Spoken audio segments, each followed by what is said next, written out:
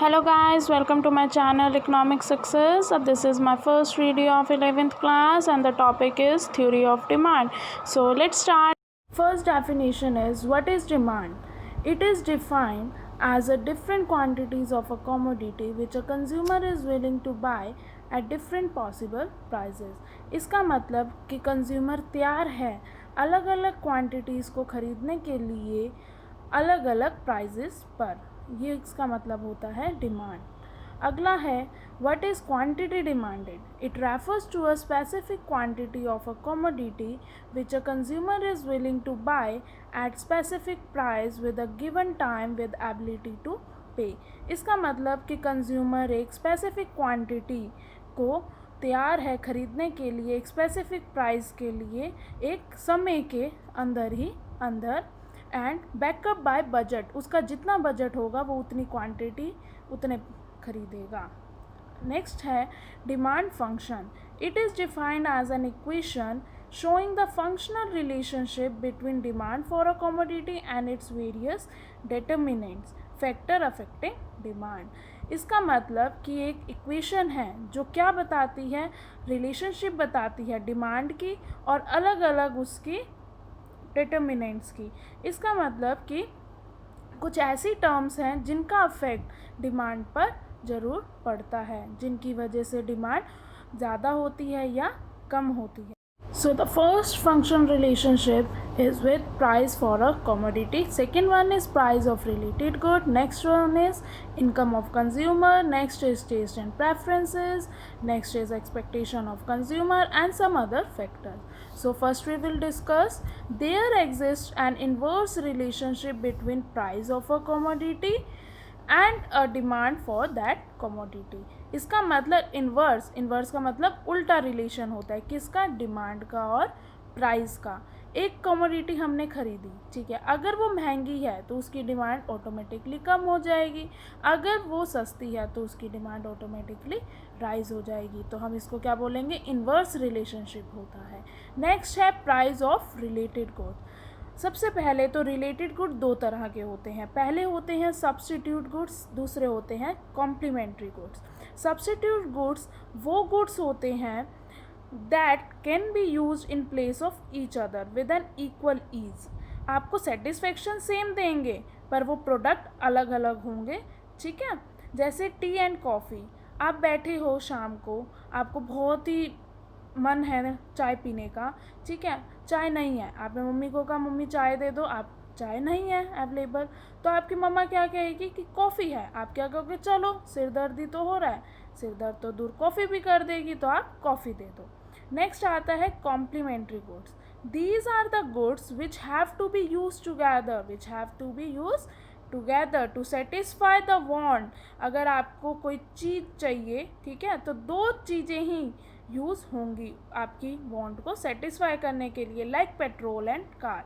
आपको जैसे कि दिल्ली जाना है, ठीक है, तो अब आपके घर कार है बट उसके अंदर पेट्रोल नहीं है, तो ऐसे तो नहीं चलेगी ना कार, और ना ही पेट्रोल का क्या करोगे आप. So car and petrol is a combination of a complementary goods, जिसका मतलब कि कुछ ऐसे गुड्स जो इकट्ठे यूज़ होंगे आपकी वांट्स को सेटिस्फाई करने के लिए.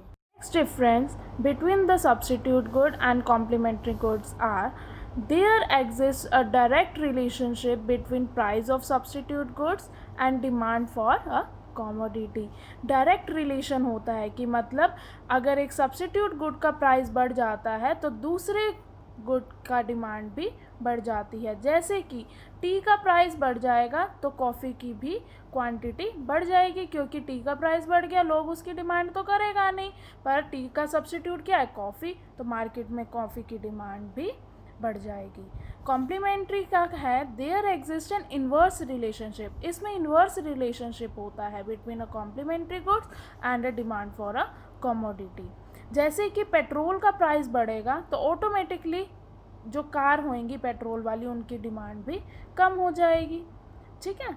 नेक्स्ट, सो एक नोट है वो नोट डाउन कर लेना आप. Related goods are those goods in which demand of one good is affected by a price of another good.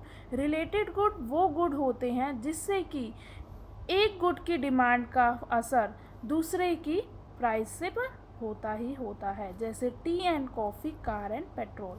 Unrelated goods वो गुड्स हो गए जिसका प्राइस का इंक्रीज डिक्रीज हो एक गुड का तो दूसरे की डिमांड पर फ़र्क नहीं पड़ेगा, जैसे कार एंड पेन, इन दोनों का तो कोई है ही नहीं ना कॉम्बिनेशन, तो कार का पेन से तो कुछ रिलेशन ही नहीं है। Third one is Y, income of the consumer. Y को हम डिनोट करते हैं इनकम से, ठीक है। Generally there exist a direct relationship between a income of a consumer and demand for a commodity. Direct relation होता है कि मतलब किसका, इनकम का और डिमांड का। जैसे जैसे इनकम बढ़ती चली जाएगी डिमांड भी उस कमोडिटी की बढ़ती चली जाएगी। When income of a consumer rises demand for a commodity will also increase. But ये रिलेशनशिप ज़रूरी नहीं होता है कि सारी कमोडिटीज़ में यही रिलेशन हो, आपकी इनकम बढ़ गई तो आपकी डिमांड भी बढ़ जाएगी, ऐसा ज़रूरी नहीं होता। चलो आप समझते हैं। इन्फीरियर गुड्स, ये वो गुड्स होते हैं लो क्वालिटी के गुड, जैसे हम चाइनीज़ गुड्स बोल गए देते हैं, ठीक है, जिनकी डिमांड डिक्रीज़ होती है इनकम की बढ़ने से, तो एक नेगेटिव इनकम रिलेशन हो जाता है, ठीक है। जैसे अब आपकी इनकम बढ़ गई तो आप चाइनीज़ कुछ थोड़ी लोगे, ठीक है, आप तो ब्रांडेड लोगे, लग्जीरियस लोगे, ठीक है। एग्जाम्पल हम देखते हैं, Chinese mobile in comparison of branded mobile. अब आपकी इनकम बढ़ गई तो आप चाइनीज़ मोबाइल लोगे या ब्रांडेड लोगे, ऑब्वियस ही बात है आप चाइनीज़ लोगे। तो हम इसका आप डायग्राम में देखते हैं क्या है। Chinese mobile price remain constant, ठीक है, जब हम इनकम लेते हैं तो हम प्राइस को कॉन्स्टेंट रखेंगे। देखो एक्स एक्सिस पर हम लेंगे क्वांटिटी, वाई एक्सिस पर हम लेंगे प्राइस, ठीक है। हमारा प्राइस कांस्टेंट रहेगा क्योंकि हमने प्राइस को चेंज नहीं करना, क्योंकि अब यहाँ पर हमारे हैं वाई, ठीक है। डिमांड है हमारी, ठीक है। अगली है, अगर हमारी इनकम बढ़ जाती है, अगर हमारी इनकम बढ़ जाती है तो हम इन्फीरियर गुड्स की डिमांड कम कर देंगे, तो हमारा डिमांड कब लेफ्ट साइड हो जाएगा। अगर डिमांड कम कैसे होगी, अगर हमारी इनकम कम हो जाती है तो हम चाइनीज़ गुड्स को खरीदेंगे, तो हमारा डिमांड कब राइट साइड जाएगी। देखो D1 कब आएगी, जब क्वांटिटी इंक्रीज होगी, क्यों, क्योंकि हमारी इनकम कम हो गई। और हमारी क्वांटिटी कब डिक्रीज होएगी, जब हमारी इनकम, पहले हमने कौन सा पढ़ा, इन्फीरियर गुड, अब हम पढ़ेंगे नॉर्मल गुड्स। ये कौन से गुड्स होते हैं, इनका जो रिलेशन होता है ना वो डायरेक्ट होता है, ठीक है, लाइक ब्रांडेड गुड्स हो गए। इसका आगे जैसे जैसे आपकी इनकम बढ़ेगी वैसे वैसे आपकी डिमांड भी बढ़ जाएगी। आप ब्रांडेड चीज़ें खरीदोगे ना कि चाइनीज़, लो क्वालिटी के नहीं खरीदोगे ना आप, तो पॉजिटिव रिलेशन होता है, ठीक है। अब देखो डिमांड कब, इसमें भी सेम है, प्राइस सेम रहेगा, डिमांड कब है हमारे पास, ठीक है। अगर हमारी इनकम बढ़ जाएगी तो हमारी डिमांड भी बढ़ जाएगी, राइटवर्ड शिफ्ट। और अगर हमारी इनकम कम होएगी तो हम ब्रांडेड गुड्स भी कम लेंगे, तो हमारी डिमांड कब लेफ्ट साइड चले जाएगी। देखो D1 क्या है, quantity increases due to increase in income, okay, and D2 quantity decreases due to fall in income. अगर बढ़ती है डिमांड तो हम राइट साइड जाते हैं, और अगर कम होती है तो लेफ्ट साइड जाते हैं। एग्जाम्पल है branded mobile as compare to Chinese mobile. Next है टेस्ट एंड प्रेफरेंस।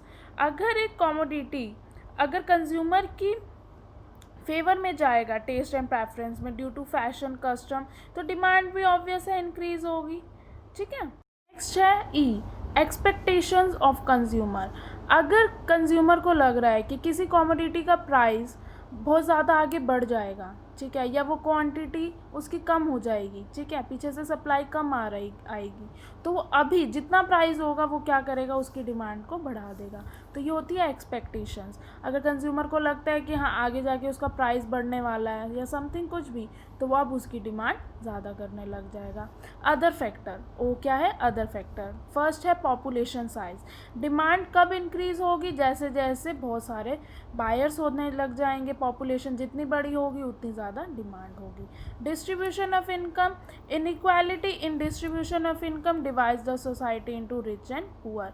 रिच क्या करेगा, लग्जीरियस को ज़्यादा डिमांड करेगा, और पुअर क्या करेगा, नेसेसिटीज़ को करेगा, ठीक है, जैसे फूड ग्रेन हो गया, शेल्टर हो गया, वो इन चीज़ों की ज़्यादा डिमांड करेगा। Season, demand of a commodity also affected by the season in process. ठीक है, डिमांड भी कैसे अफेक्ट होती है, सीज़न की वजह से भी हो सकती है। जैसे कि विंटर में हम वूलन क्लोथ्स की ज़्यादा डिमांड करेंगे और समर में हम कॉटन की ज़्यादा डिमांड करेंगे। फैक्टर्स अफेक्ट इंडिविजुअल डिमांड, कौन कौन से हमने पढ़े हैं, PX, PR, Y, T, E। Factors affecting market demand, जब हम ओवरऑल मार्केट, क्योंकि population size, distribution of income, season, ये ओवरऑल होती है तो ये मार्केट में ज़्यादा करेंगे। ठीक है, तो PX, PR, Y, T, E, O। I hope guys आपको समझ आया होगा। अगर आया है तो प्लीज़ लाइक करो, और अगर बहुत ही पसंद आया है तो प्लीज़ सब्सक्राइब करो एंड अपने फ्रेंड्स के साथ शेयर करो ताकि उनको भी हेल्प मिल सके। और लास्ट में बेल आइकन को प्रेस करना मत भूलिएगा।